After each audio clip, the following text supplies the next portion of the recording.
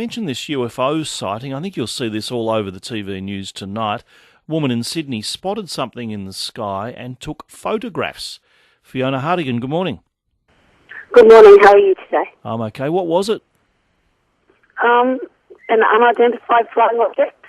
What did it look like? It looks exactly like it does in the photos. There was one big, large black object, and then there was two smaller objects coming out of a quite large orange object. And what time did you see it? It was actually a sunset on Sunday.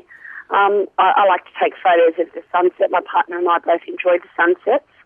And he said, "Can you go down and take a photo of on Governor Macquarie Drive of the sunset?" So I did that. And just as I'm focusing, just putting the camera into focus of the sunset, this large object's just flown in front of me in my vision, in my screen. And I've thought, wow, what's that? So then as I'm clicking, and I'm using an iPhone, so every shot's instantaneous. I can click 5 times in a row and I've got a shot every click I've taken. Yeah. And at the same time as it's coming closer, I'm onto my 4th shot, and it's coming closer to the light. And then all of a sudden in the 4th photograph, there's these 2 other objects coming out of the big bright orange light.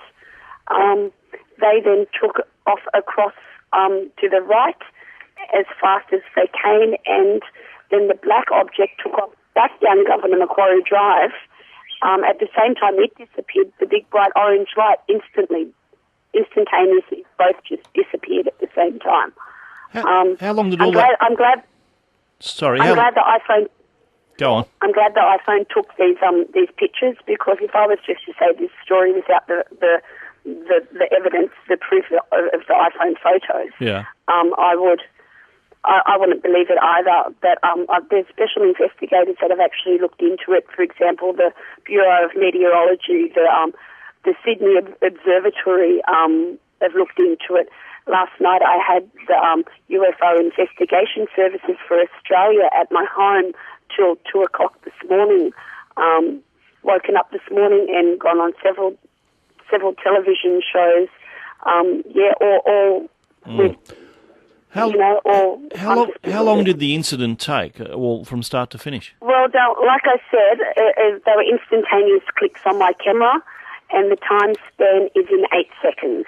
Every photo has a documented time frame. From the first photo through to the 5th photo, it was a matter of 8 seconds. Any theories on what it could be? Because often they look at sort of light, different light, tricks with electricity. Yes. Any theories? No, well, the Bureau of Meteorology said that there was no weather balloons set out that weekend. The RAF base said they were doing no secret projects to send things in the air on that afternoon or in that time frame. Bankstown Airport had set nothing up all weekend, and also our army barracks out here at Holsworthy. I've contacted them, and there was nothing sent from there either. So actually, it's unexplainable. So it's a genuine UFO. I don't know what they were.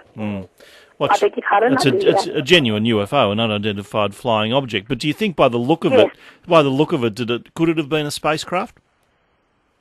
Yes, it could have been. It could have been. I'm not saying it wasn't, but I obviously know professional enough or experienced enough to say it was. In my experience, I would say that there were flying objects in the sky that come out of a large orange object, and then they shot off different ways, 2 different directions, and then instantaneously disappeared. Do you believe that flying saucers exist? Well, when I was about 8 years old, my mother had woke us up. I'm one of 12 children, the youngest. There was about 5 kids living at home still at that time, and my mum was a single mum. She woke us up about 3 o'clock in the morning and pointed out this object, this little white light thing that was hovering around the bottom of our hill in the little town I lived at in Lyndhurst. And my mum thought it'd be good, we'd be able to see it better if she switched the front light on. She switched the front light on and it disappeared. So basically from the age of 8 up until last Sunday, I was a bit sceptical. Yeah, maybe a bit of a believer, but definitely today, I'm a believer. Thank you very much for speaking to us, Fiona Hartigan from Sydney.